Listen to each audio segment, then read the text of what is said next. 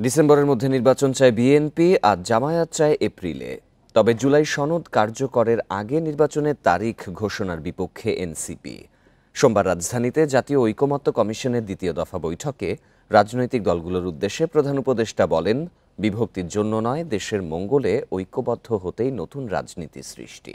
এই ঈদে জামা জুতো অ্যাকসেসরিজের ডিসকাউন্ট।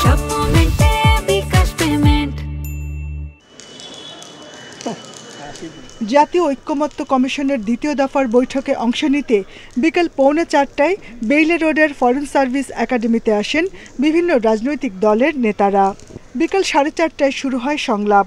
প্রধান উপদেষ্টার সভাপতিত্বে বিএনপি, জামায়াতে ইসলামী, জাতীয় নাগরিক পার্টি, এনসিপি সহ বিভিন্ন দলের নেতারা অংশ নেন। 1 ঘণ্টার বৈঠকে জাতীয় ঐক্য প্রতিষ্ঠার উপর গুরুত্ব দেন প্রধান উপদেষ্টা।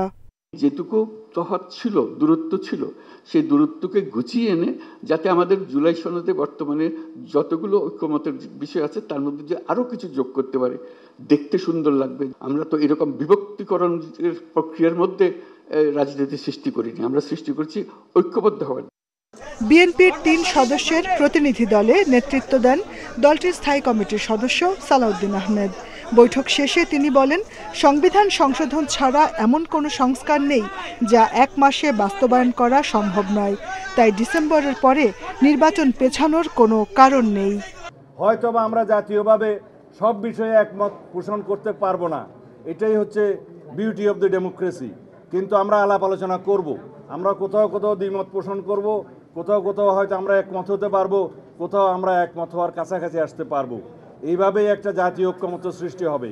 সকল বিষয়ে যদি ঐক্যমত্য সৃষ্টি হয় সকল রাজনৈতিক দলের মধ্যে, স্টেক হোল্ডারদের মধ্যে, তাহলে হবে সেটা একটা অনন্য অপূর্ব জিনিস। তবে ডিসেম্বরের মধ্যে নির্বাচন করতে সরকারকে চাপে রাখতে চায় না জামায়াত। এপ্রিলের মধ্যে নির্বাচন চায় দলটি। আমরা বলেছি জুন এবং মে মাস আবহাওয়াগতভাবে নির্বাচন অনুষ্ঠানের জন্য উপযোগী নয়। ডিসেম্বর টু এপ্রিল একটা সুইটেবল টাইমে আপনি একটা ডেট দিলেই জনমনে যে এখন কিছুটা সংখ্যা এবং অস্বস্তি আছে, আমরা বিশ্বাস করি এটা কেটে যাবে। জুলাই সনদ কার্যকর হওয়ার আগে নির্বাচনের তারিখ ঘোষণার বিপক্ষে এনসিপি। জুলাই সনদ ঘোষণার আগে যদি নির্বাচনের তারিখ ঘোষিত হয় তাহলে সংস্কার প্রক্রিয়া ব্যাহত হতে পারে। তাই আমরা আহ্বান জানিয়েছি যে 16 বছর আমরা অপেক্ষা করেছি, 10 মাস অপেক্ষা করেছি, আমরা আরও 2 মাস অপেক্ষা করতে চাই।